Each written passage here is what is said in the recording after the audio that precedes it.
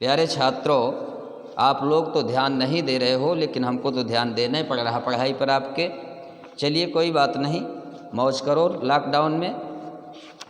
आज हम आपको कल सरकार की राष्ट्रीय योजनाओं के विषय में मैं आपको बता रहा था। आज मैं आप उत्तर प्रदेश सरकार की वर्तमान में चलाई जाने वाली योजना, कल केंद्र सरकार की योजना को बता रहा था चतुर्थ सेमेस्टर में। आज मैं आपको उत्तर प्रदेश सरकार की योजनाओं के बारे में बताऊंगा कि उत्तर प्रदेश सरकार कौन सी योजनाएं चला रही है। सभी योजनाओं के विषय में तो नहीं पूछे जाते, लेकिन कुछ ज़रूर पूछ दिए जाते हैं, जैसे ट्राइसेम क्या है, द्वारका क्या है, इस तरह की बातें पूछी जाती हैं। इसलिए इस पर आप लोग ध्यान दीजिए, क्योंकि मैं देख रहा हूँ कि लॉकडाउन का एंजॉय करने में आप लोग पूरी तरह से व्यस्त हैं। और उत्तर प्रदेश सरकार की योजनाएं,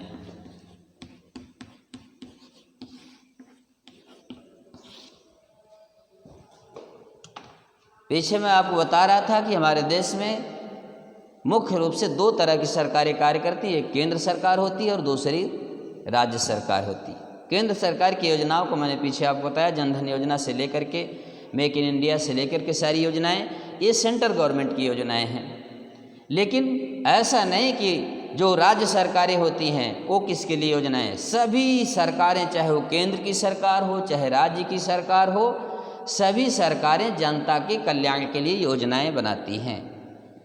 अब उत्तर प्रदेश की सरकार आपके लिए क्या योजना बनाती है, तो जैसे आप यहाँ देख लीजिए, मुख्यमंत्री ग्रामोद्योग योजना। मुख्यमंत्री ने एक ऐसी व्यवस्था बनाई है कि गांव पर ही उद्योग लगाने की योजना बनाई जाए, जिससे कि लोगों को गांव पर ही रोजगार उपलब्ध हो, उनको बाहर जाने की ज़रूरत ना पड़े। इस योजना को जो निर्बल वर्ग के लोग हैं, दलित वर्ग के लोग हैं, दस्तकार हैं, कारीगर हैं, इन सभी लोगों को करीब जो है, जहाँ पर गांव में 5000 औद्योगिक इकाइयाँ स्थापना के प्रावधान करने की व्यवस्था की गई है, ये मुख्यमंत्री ग्रामोद्योग योजना है। ऐसे ही शिक्षित बेरोजगार युवा वर्ग को स्वरोजगार योजना के लिए 15 अगस्त 1983 को योजना प्रारंभ की गई थी। और जो लोग शिक्षा प्राप्त करके बेरोजगारी का दंश झेल रहे हैं, उनको रोजगार उपलब्ध कराने के लिए सरकार ने, उत्तर प्रदेश सरकार ने व्यवस्था बनाई है।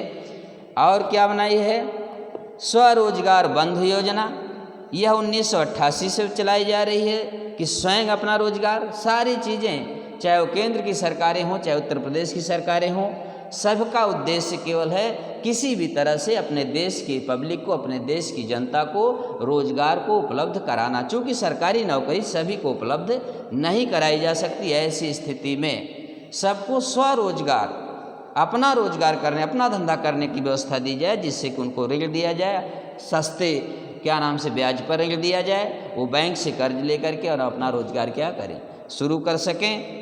ऐसे ही वर्तमान में कुछ उत्तर प्रदेश सरकार की योजनाएं चलाई जा रही हैं। ये क्वेश्चन जरूर पूछे जाते हैं, आप ध्यान रखिए। स्कूल चलो अभियान हो सकता है, क्वेश्चन पूछा स्कूल चलो अभियान कब लागू किया गया, तो इसको ध्यान में रखना है। 3 जुलाई 2000 से स्कूल चलो अभियान का प्रारंभ होता है। इसीलिए जब भी स्कूल खुलता है तो आप देख लो, प्राइमरी के जो टीचर होते हैं वो करीब जुलाई के महीने में एक अपना झंडा बैनर लगा करके गांव-गांव घूमते हैं, स्कूल चलो अभियान का एक बैनर लगा करके, कि जिससे गरीब घरों के बच्चे जो हैं स्कूल चलने के लिए प्रेरित हों लोगों को देख करके। ये स्कूल चलो अभियान था 3 जुलाई 2000 में। क्वेश्चन पूछा जा सकता है कि स्कूल चलो अभियान किस सन में लागू किया गया था।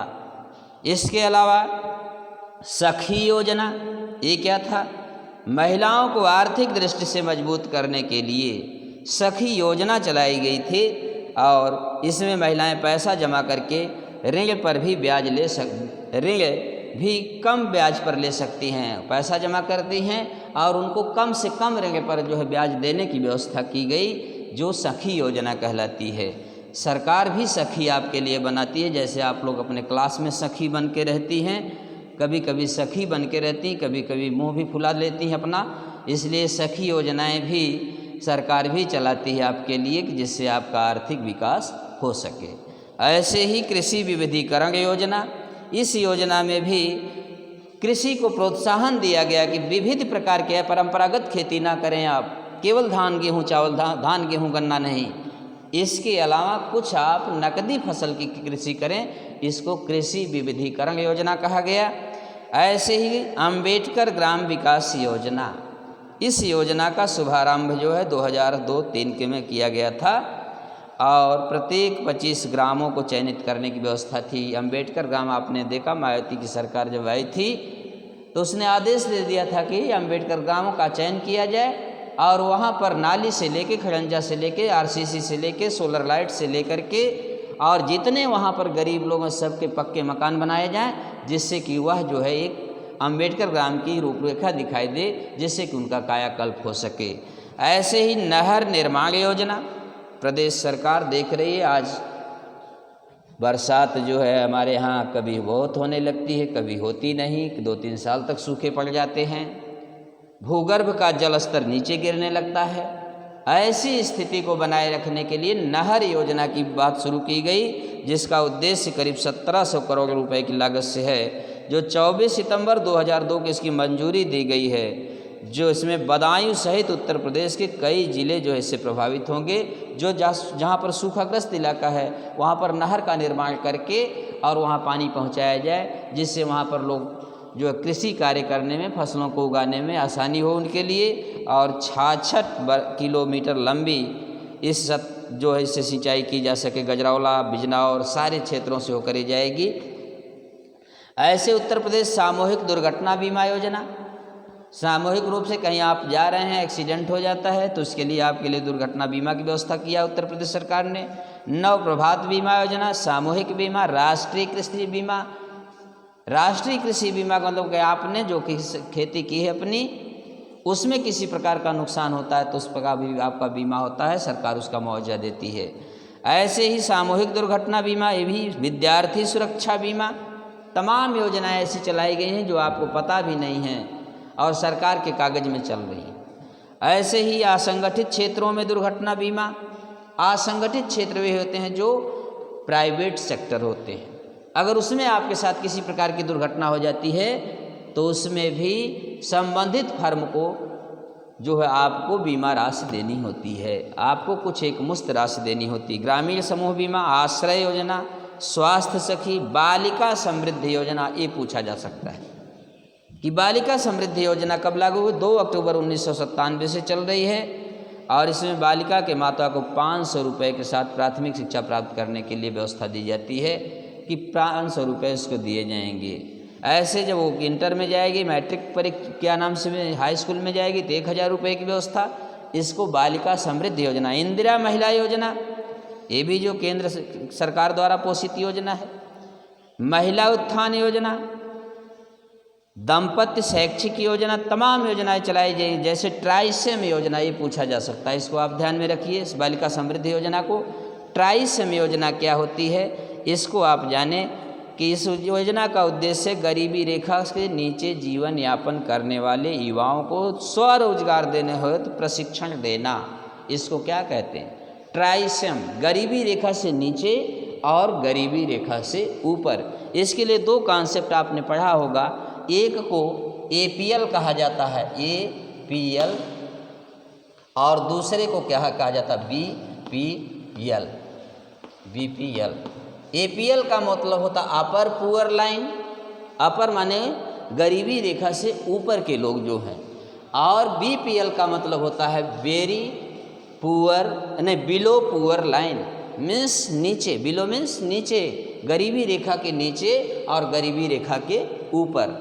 इसलिए जो लोग गरीबी रेखा के नीचे का जीवन यापन कर रहे हैं उनके लिए ट्राइसम की व्यवस्था की गई है कि उनके जो है गरीब दलित बच्चों को जो है प्रशिक्षित कौशल विकास योजना के तहत प्रशिक्षित करके रोजगार की व्यवस्था की जाए। इस तरह से सैनिटरी फार्म योजना, भूमि विकास योजना, दीनदयाल विकास, सारी योजनाएं जो हमारी उत्तर प्रदेश सरकार द्वारा चलाई जा रही हैं। प्रधानमंत्री सड़क योजना एक ऐसी व्यवस्था है, दूर दराज के क्षेत्र जो हैं देश के, जहां पर रोड जो है 5000 की आबादी वाले गांव जो है, अगर वो रोड से नहीं जुड़े हैं, मेन रोड से कनेक्ट नहीं है, तो वहाँ पर प्रधानमंत्री सड़क योजना लागू की गई है। ऐसे इंदिरा आवास योजना, आज गरीब परिवारों को जो लोग व्यवस्था तो ये है कि जो लोग खुले आसमान के नीचे सोते हैं उनको इंदिरा आवास की व्यवस्था दी जाए। आज उसी इंदिरा आवास का नाम बदल करके सरकारें अपने अपने तरीके से आवास की व्यवस्था करती हैं। कोई लोहिया आवास कर दिया है तो कोई सरकार आती है तो उसको अम्बेडकर आवास योजना बना देती है। इस तरह की आवास योजनाएं प्रस्तुत की गई हैं उत्तर प्रदेश सरकार के द्वारा और यहीं पर ये समाप्त होता है। मैं अगले दिन आपको गैर सरकारी संगठन पढ़ाऊँगा। धन्यवाद।